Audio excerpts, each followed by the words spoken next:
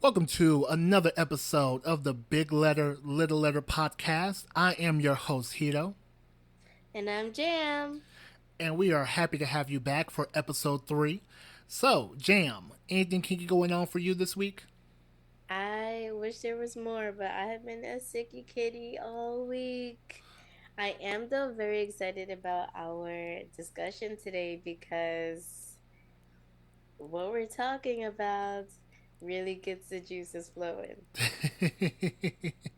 Well, hopefully the sick kitty will get better, and maybe this conversation will go ahead and get that blood pumping to get their immune system working. Or we can get Sheldon on, what was it, Big Bang Theory to sing you that whole warm kitty, little ball of fur, you know? I'm into it. Well, all I can say is for myself, not too much kinky things going on, like I would say at most.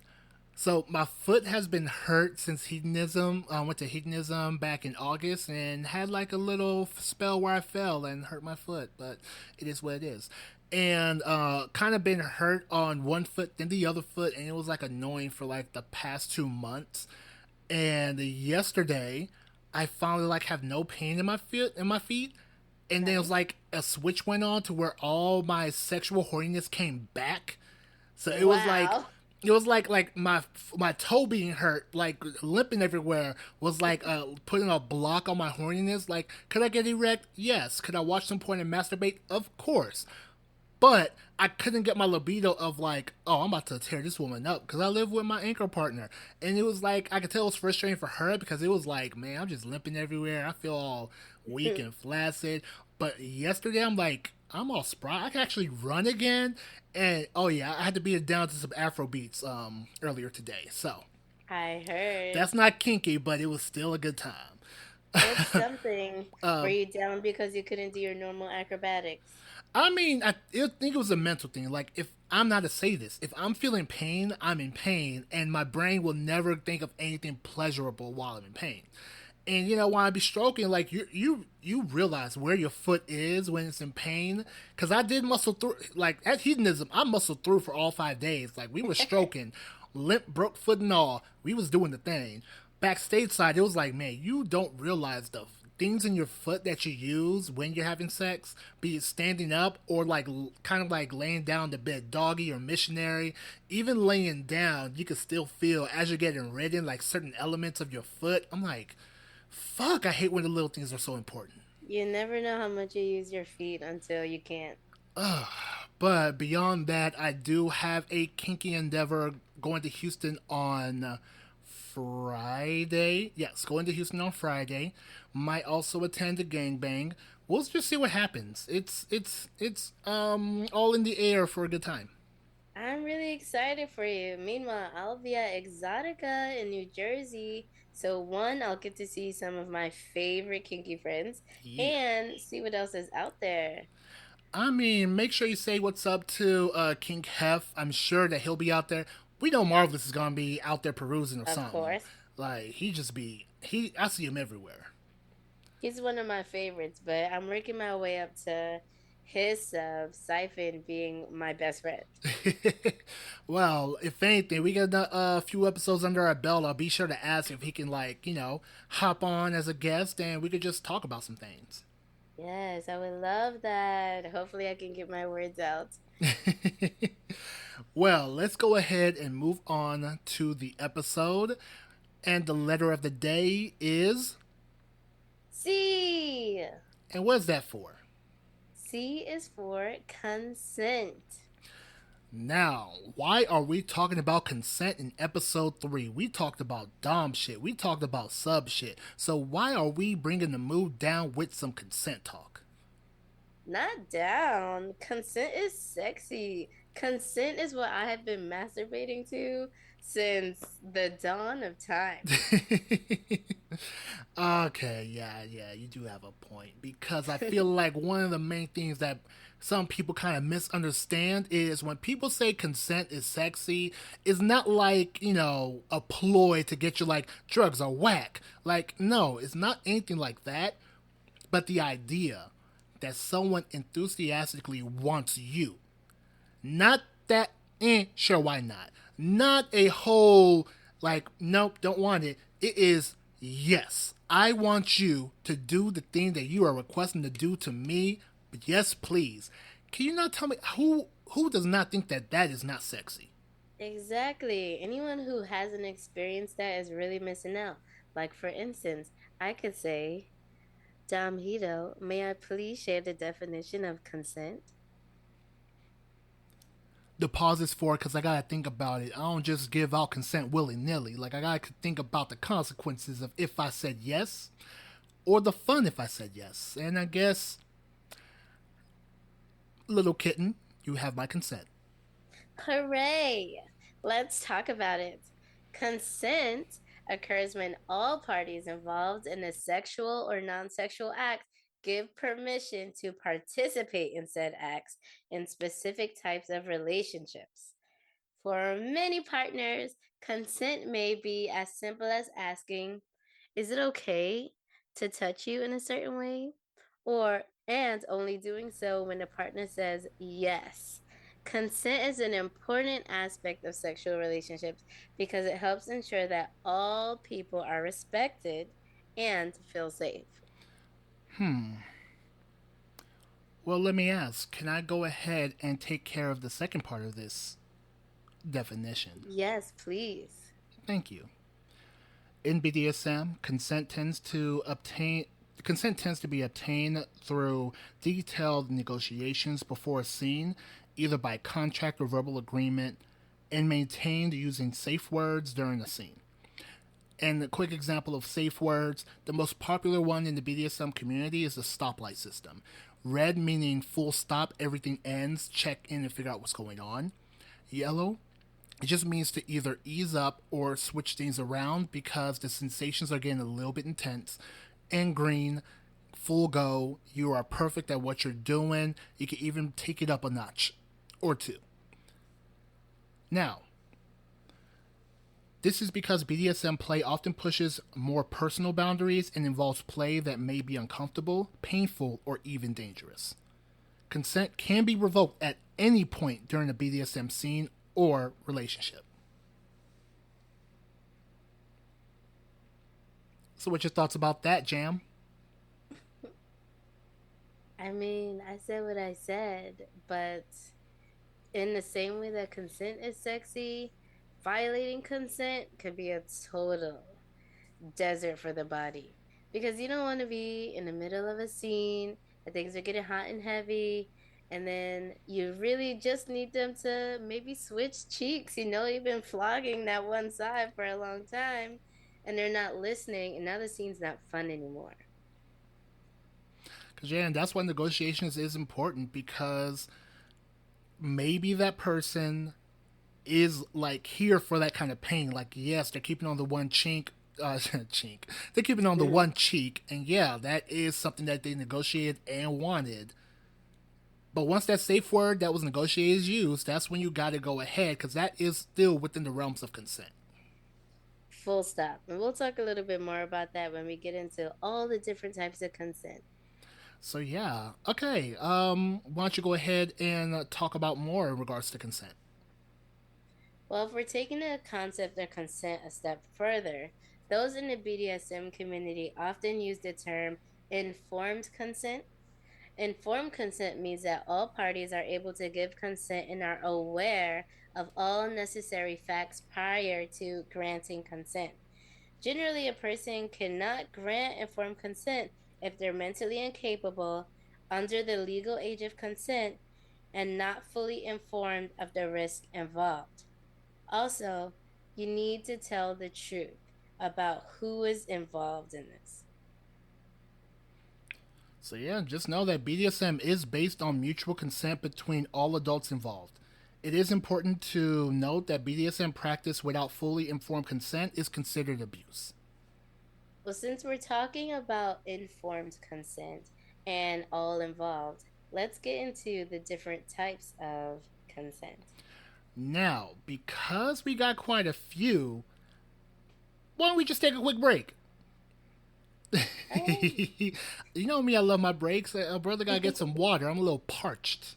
Get some pussy juices down the whistle. We don't have that long. All right, fine. Just a quick water break. We'll be right back.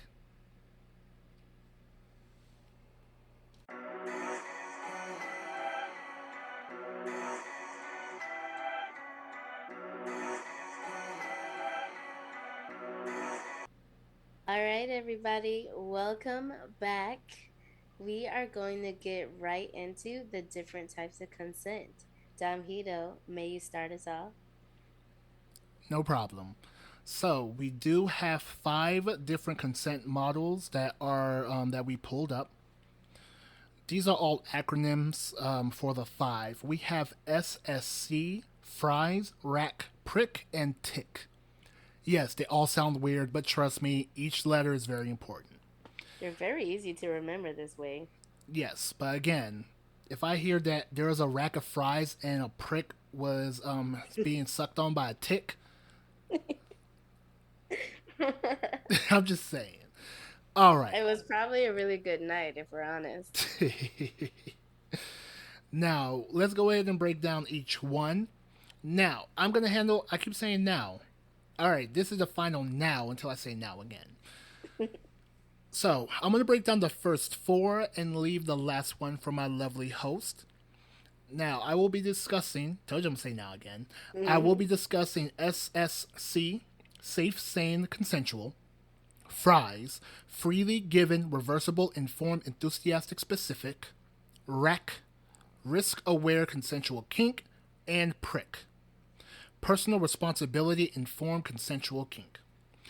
Now, So you should probably get out your notebook if you're really trying to learn something here.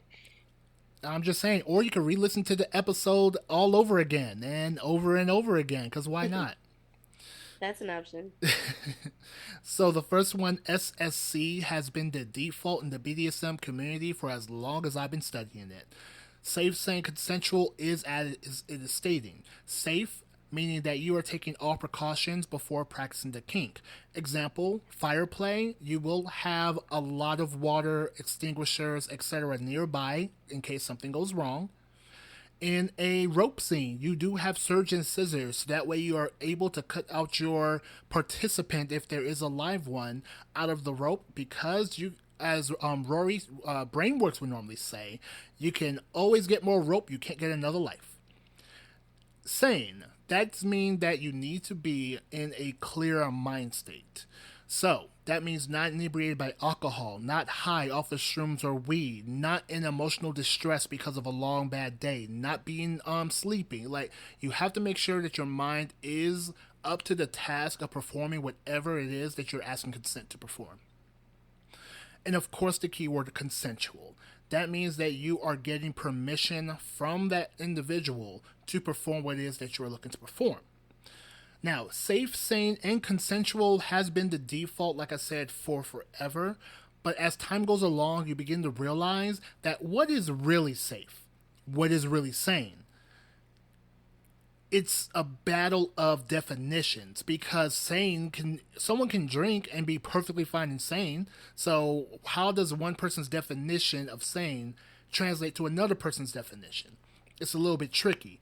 And I it think also, you really have to think about it personally. And I talk about almost in every episode doing your own personal work, knowing yourself, right? yeah, and that's kind of the thing you need to do. But again, me knowing myself and someone else knowing me, two different things. Like, I might see myself as completely sane, but my actions to others may come off as insane.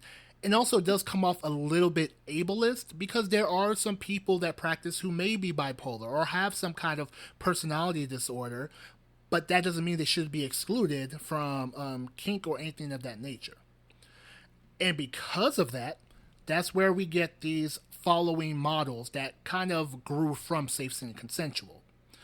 Now, we have Fries. I will provide a link that is actually from Planned Parenthood that discusses the Fries model of consent. Freely given, reversible, informed, enthusiastic, specific.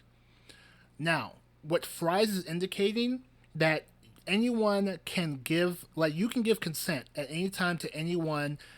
You are free to say yes. Reversible meaning that you can take that consent away at any time. So though you said yes in the moment, an hour from now you can easily revoke it, or 1 minute into it you can revoke it. You are free to say no at any time.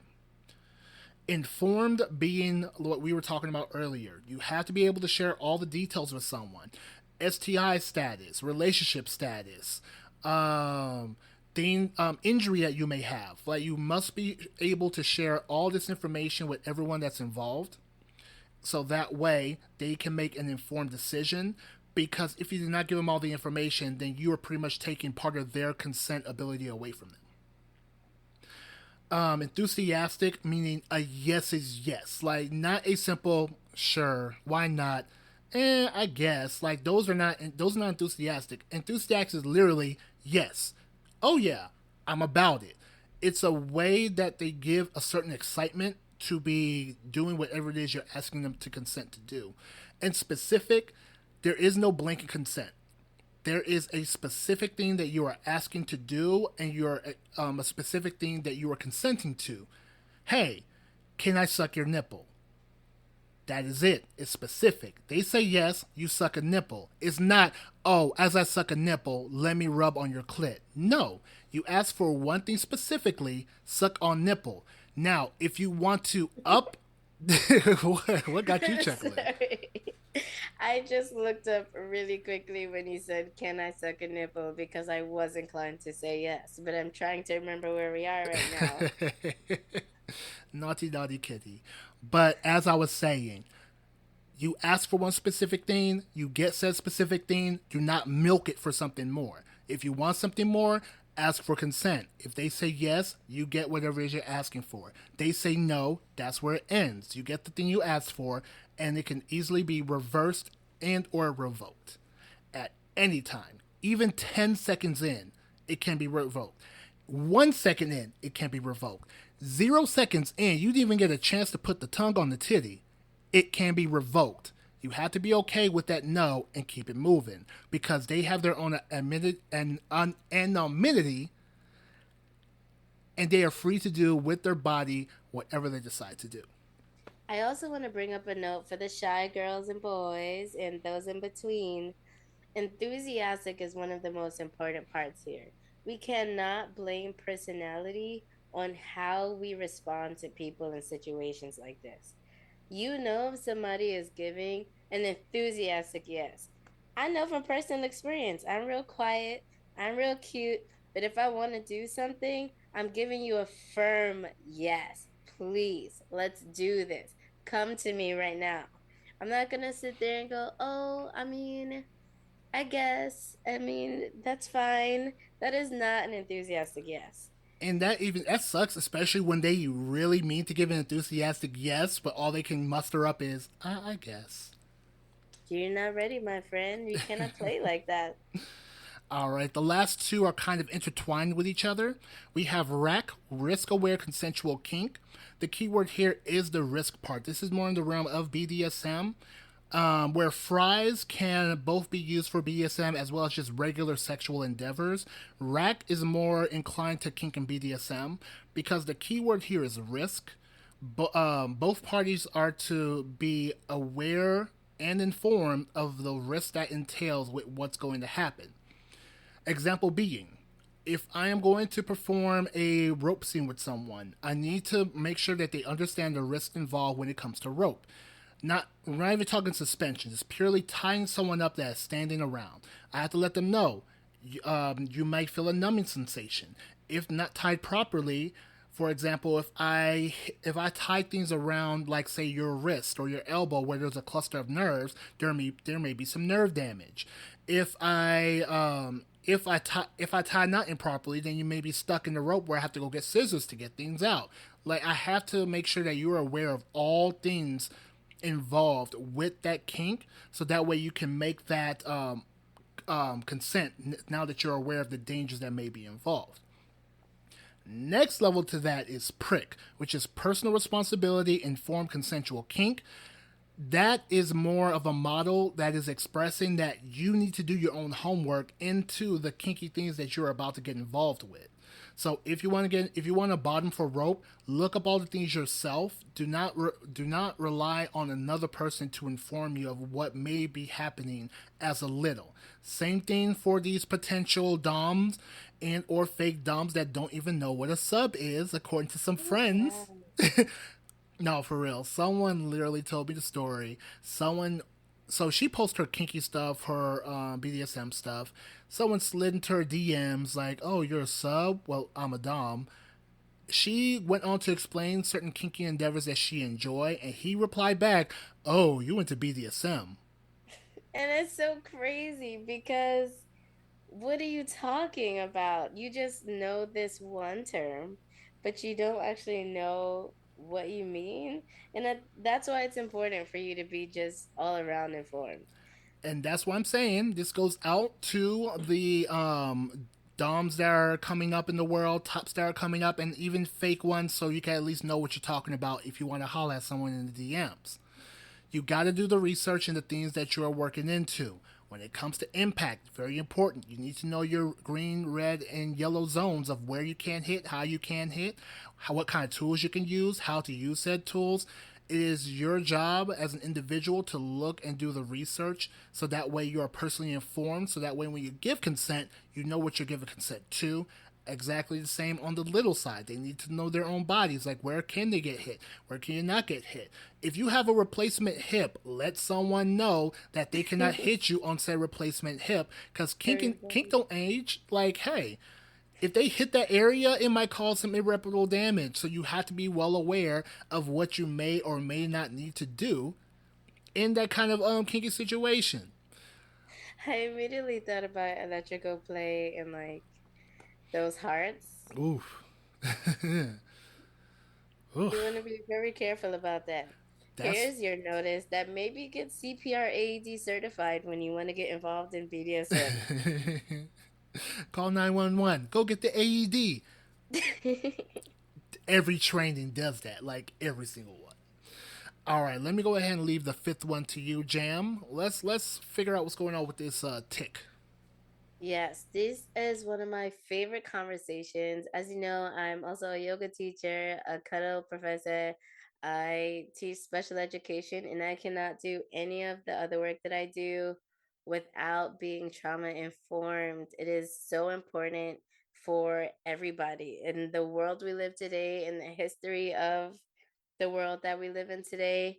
But what I want to say first is that I really like that we've developed all of these types of consent over time.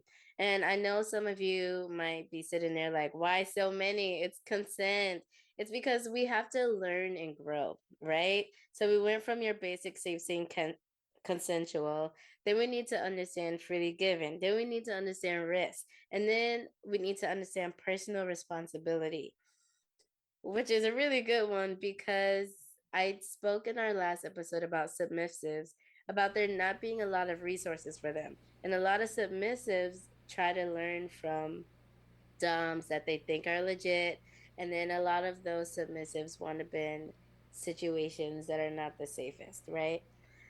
So in the theory of continuing on with things that are important, we're now on trauma informed consensual kink. A little history lesson. BDSM for a long time has been a white centered space. And now that people of color are finding their own here and knowing that they can have fun with it too, we need to start thinking about trauma. Now, yes, the trauma informed consensual kink, um, not method, but the understanding of consent was formed because there wasn't a specific consensual method centered around people of color, but it also does not only help people of color. Lots of different people have trauma. People can have trauma over things that happened in their childhood. People can have trauma over previous relationships. And as much as we try to let those things go, they do carry on with how we proceed in our future relationships. So when we're thinking about trauma informed consent, let us think about how having conversations rather about what experiences have we had in the past. This is your personal responsibility. This is your risk aware. What personal experiences have you had in the past that govern how you move in the world today? Did you maybe have a fire, get caught in a fire somewhere, and now you can't even be in a room with friends who are doing fire play? Were you once electrocuted and you thought it wasn't a big deal, but now you're trying to get into electricity play and you're wondering why you're freaking out? Like, these are all things that we have to think about, right? So, trauma informed consensual kink is a thing, and it really gets us to doing more of that personal work that I'm always talking about, and I'll probably talk about in every episode. Do your personal work. And I know there's a lot of spiritual girls out there. We're also into kink. You're doing your shadow work, and it really does go into it. Something else I want to bring up as a little is that we need to understand where our kinks come from. Of some littles don't engage in sexual play and some do. But it depends on how you feel about it. Some friends need to go into little space because it helps them feel safe and protected. And the last time they felt like the world wasn't always on top of them. Some friends go into little space because they like playing around a little bit with other doms and daddies. But knowing where your kink comes from can really change the game in how you interact in BDSM and really make it a truly consensual experience. Ooh, I'm done. I see. You had a mouthful ready for it. Good thing I saved that one for you. This is my jam. Like, I'm always ready to talk to people about trauma informed. All right, Jam's Jam. Gotcha. People, just so you know, we will have the resources that we use to like look into this all in the show notes, especially from Tiana. The Glittosaurus Rex herself has shared some documentation regarding trauma informed consensual kink.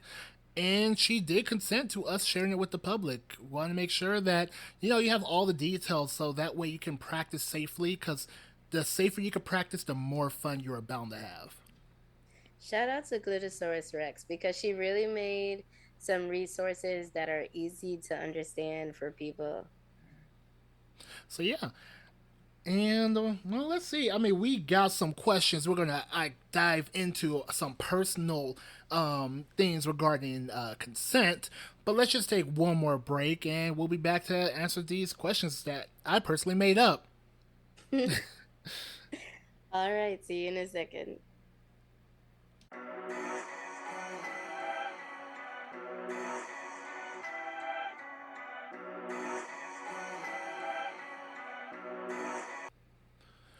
All right, bigs and littles, welcome back. We are gonna go ahead and get into these questions that we have in regards to consent with each other, like just our general relationship with that. I'm excited about this because now we're getting down and personal. And while consent is sexy, sometimes it could be a hard conversation to have. So let's start with you. Let's get it. Hedo, what is your relationship with consent? So the way I can remember consent being taught to me is when you're a little kid. So like we're all taught consent when we're young. Kind of the whole that's not your toy, you didn't ask for it, give it back. Like if it's not yours, don't take it. If it's not yours, ask for permission. Like hey, get a yes before you do X, Y, and Z from somebody. Like that's what I was taught as a little kid, going into like teenager or whatever. Like as you get older, like I always remember just being taught, if it's not yours, do not mess with it. If you want something, ask and get permission. That's pretty much base. That's literally what consent is, and that's how like my overall relationship was with consent when I was younger. As I got older. Well, Yeah, as a former teacher, I really go hard about those kinds of things in the classroom because that's when kids first start to understand, like, oh, I have to ask for things. But yeah, what about you? What's your relationship with consent? I wish that my memories of consent were as strong as yours. But I had to relearn consent as an adult. I had a lot of things in my childhood, like many people, a lot of little T traumas, from being shamed because I didn't want to share, like getting things taken away from me. And I had to grow up and realize what I actually would and would not accept. And that helped me have better consent conversations. Okay, okay. And let's follow it up. What is your relationship with sexual consent? Well, in the same vein as having to grow up and relearn consent in a way that was safe for me, um, when I think about this, I just think about how we live in a society of coercive consent, unfortunately. So if you need to sit with that, you can pause the episode. But yes, we do live in a society of coercive consent.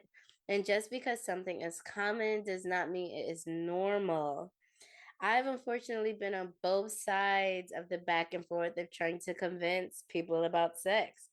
I'm quiet, I'm shy, I'm what some people may say cute, and it really shines through in my personality. But unfortunately, that has been used against me when it comes to sexual interactions. But I will be honest and say that I've also used it to my advantage. Like in conversations leading up to sex, how people approach you when they approach you. Like I've been approached in a crowded room, and as someone who's shy and usually quiet and in the background, your initial instinct, especially as a woman, is to just go with whatever's happening and then maybe you try to get out of it later. But um really in like giving and taking intimacy, that whole come on, we could just, I had to like sit with myself and understand that I have to stand firm in what I do and don't want. And then I've learned that for me, it's best when people give me very explicit statements with physical distance. We're not touching, the music's not on, the lights are not low, you're not playing my favorite music because that Jeremiah mixtape used to get me every time. I'm not gonna lie to you.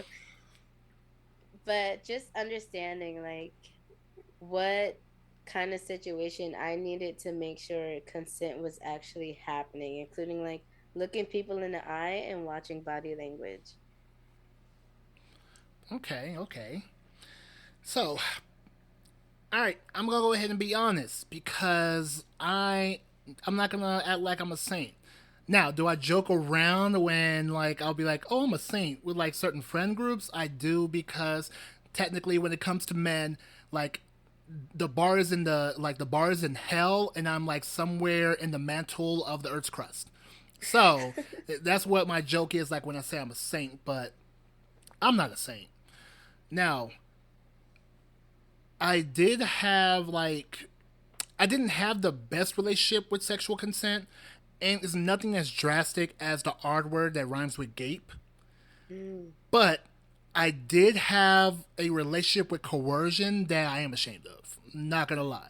Like, I didn't realize that that was a bad thing because in all the media, all the porn, and all the day to day interactions, what is the definition of coercion is not seen as such. It's seen as like the idea that wearing them down is a way to get consent. It's like in society, yeah, that's valid. Look at Steve Urkel. In reality, no, you're pestering someone, and if anything, that can be dangerous because I am 6'3.5", 330 pounds. Imagine someone this big continues to like, hey, what's going on? Hey, you want to go out? Hey, you want to do something? Hey, hey, beautiful. Hey, what's going on? Like that's gonna be scary to where you're thinking, I feel intimidated. I'll just go along with it. Like I don't know what that person's thinking. I'm thinking I'm doing something normal. They're thinking I might be in danger. So that's the bad relationship I had in terms of like coercion and like sexual consent through coercion. Again, I'm ashamed of it. Like, you see the people joking with the whole "Good Morning Beautiful" that's going on for like a year and a half. Yeah, you've seen the memes, you've seen the jokes. Like, there are people I've out there that do seen that. that. Like, so in elementary school, there was a sex ed course that I did take. Shout out to my parents signing the release. Nice. And the course itself did not teach consent. It was the teacher that was involved. That's I kind of did like an aside of, hey, boys and girls, you get permission before you do anything of this like ask and get a yes. If it's not a yes, then don't do it. That was a personal aside. It wasn't a function of the course. There was no slide for it. There was nothing. This was a teacher doing her job and being very good at it. But we did not learn about affirmative or enthusiastic consent. So that left room to be taught that maybe you can convince someone into sex like they do in movies or porn. This relationship did not last long for like this relationship with coercion didn't last long for me personally. Like, I first had sex in college when I was 18 with someone that gave me enthusiastic consent because we really did like each other. After that, same thing. I was in a relationship with someone. Like, there was no room for coercion. I didn't have to wear anyone down or anything stupid like that. Now, after that relationship, and there was a time where I kind of was like single. It was after the breakup, and I was doing the whole "hey, what's going on?" like just reaching out with someone over and over. They didn't show no interest, but it's like, oh, maybe if I keep now that bug in their ear, they will eventually. And I will admit, it didn't feel good. It was like, damn, I feel like I'm bothering this person. Like, at points, I'm just like, yeah, I'm not gonna hit this person up no more. Like, they ain't giving the same energy. It just felt weird. And the reason why it didn't last long is because literally, like, a year or two down the line, I got introduced to BDSM. Shout out to my best friend Iris, because she guided me to this site, FetLife. I checked things out. I read a couple things. I wasn't like in the BDSM because I was 22, 23 at the time, so I wasn't balls deep into BDSM, but I did read a couple of things that was going on in there, and I'm like, huh, like, the goal is enthusiastic consent because, like, what can be more sexier than someone who really wants you? Right. And I think we could say that you're not as bad as you think. You're just an example of the kind of society that we live in. I think for you, having the knowledge to even think about like this doesn't feel good, that's a one up on a lot of people. Okay, because the DMs are full. And that is why I say that I am a saint. You've done well for yourself. Well, speaking of your friend, shout out to her. What is your relationship with consent in the BDSM kink space? I'll keep it simple. If it ain't negotiated, then it ain't happening. Like, this is some serious stuff that we are doing, and it is best to get things out of the way before endorphins kick in, or and cloud your judgment. Because once you're in your subspace, once you're in your dom space, things are just things. They are no longer coherent because you are kind of in your own world. Like, you can get someone that's in subspace to agree to give that to sell you all the money in their bank account. Like, that's how drastic things can get. So again, if it ain't negotiated, then it ain't happening. Now, I have my negotiation form, which we will talk about in the next episode, and it's for Can't wait. negotiation. And like, BDSM kink is the reason I am the advocate for consent and how we need to teach that coercing a yes is not consent. Like, I'm not perfect. I'm still learning, so I may miss some things. I was talking to Jam earlier about a situation where me and a few others are in a group chat. We go out to an event together, and I end up having like an impact scene with said person. Come back to the group chat, asked her about it, and like, she answered, but then pulled me aside. Was like, "Yo, I didn't appreciate that. Like, that's a violation of my consent. Like, what happened there? You didn't have to ask like in the public space." In my head, I'm thinking, public space has been there. We chatted on there. What may be the harm? Reality was, she might have felt embarrassed. She might have felt that was not felt. that was a consent violation. I wasn't aware of it though. So I was feeling shitty for like a good, strong several months. And, I always try to make sure, like, I keep my P's and Q's in all the chats instead. But again, I'm human. I may slip up. But the goal is not to have such a thing happen again. Like, no one can catch everything. But the point is, once you catch it, you don't want to have it happen again ever, especially in that same way. Because at that point, you're just being reckless. Right. And I'm glad you told that story because as we move into a time where we're more on social media and both of us are in a couple of group chats, we have to realize that, again, consent is fluid. And just because I gave you consent at the event doesn't mean that I'm giving you consent in our group chat. So, those are good things to talk about. But I'm also glad you brought that up because for me, like, BDSM and kink is where I truly started to understand consent. And unfortunately, I was consent violated before I learned what it meant to give positive enthusiastic consent and what it looked like when people were asking me for that, and even non sexual scenarios. Like for me, I was also at a group meetup, and I hope we're not shaming group meetups because groups can be good places Of to course. meet friends genuinely. But I was at a group meetup, and someone started hitting me with glow sticks after we had kissed. And luckily, it wasn't like a hard R word consent violation, but it really did make me aware of how I felt in that situation and what it meant to feel like I didn't have the power in that situation.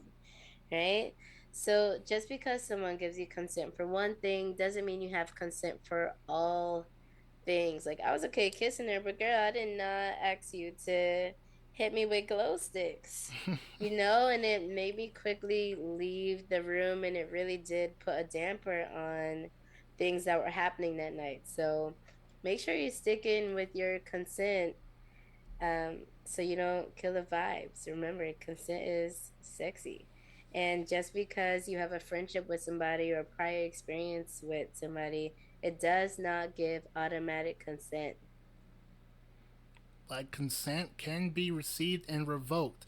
Like, yes. Now, I'm not going to be dumb and say, like, oh man, you got consent from everything, everywhere, all the time. Like, no, some people have a partnership where it is understood the lines that they can walk across. Like, I have my girlfriend.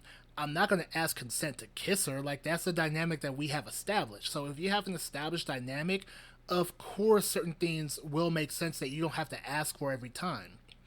But if this is someone brand new, you've never interacted with, you never played with, you don't know what's going on, especially if it's like the first few times, yeah, you want to get consent until you actually learn the person because everyone is different.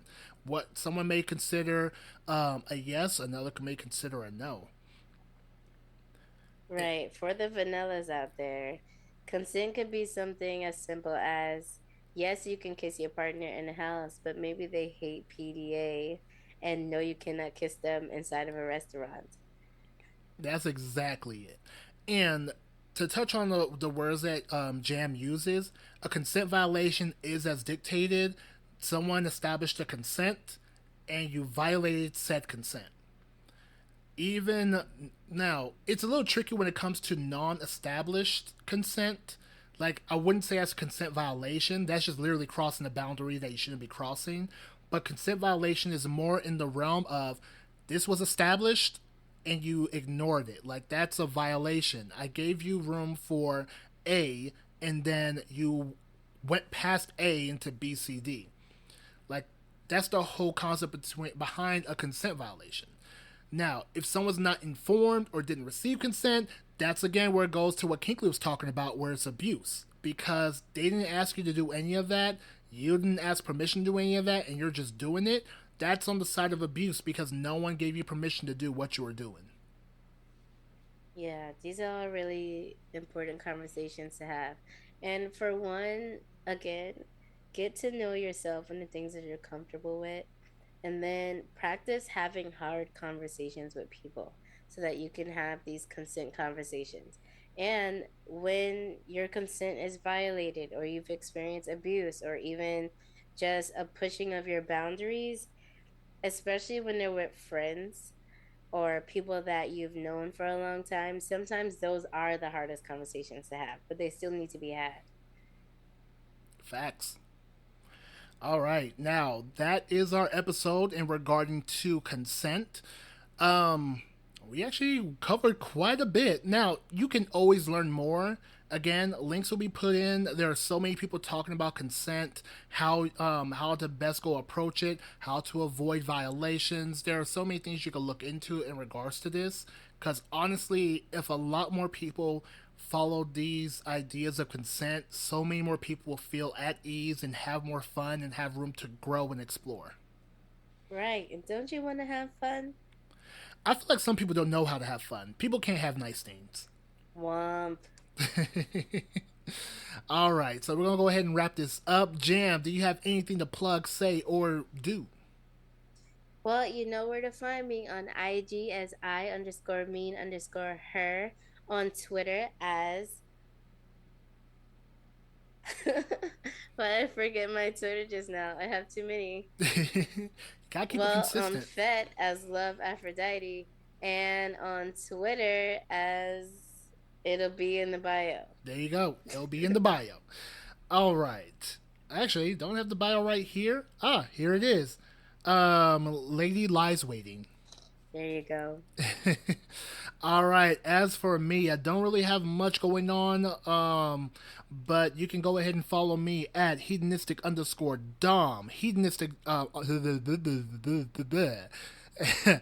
On Twitter, you can follow me at hedonistic_dom. Instagram at hedonistic_dom, and FetLife hedonistic_dom_. Be sure to say hello, say what's up, and if you have any questions for me, just go ahead and send it to texastribe.ish@gmail.com. Be more than happy to respond and fulfill any inquiries you may have. If you have any questions, also feel free to DM me on IG, but please DM me before you send me a friend request. I do not accept miscellaneous friend requests. Well, there we go. All right. This is the end of it. I hope to see some of you at Exotica in New Jersey this weekend. Y'all have fun. I'm going to try to make Exotica DC. I really wanted to go to that one, amongst other things. Well, all right, people. Just always remember to be safe and stay kinky. Bye.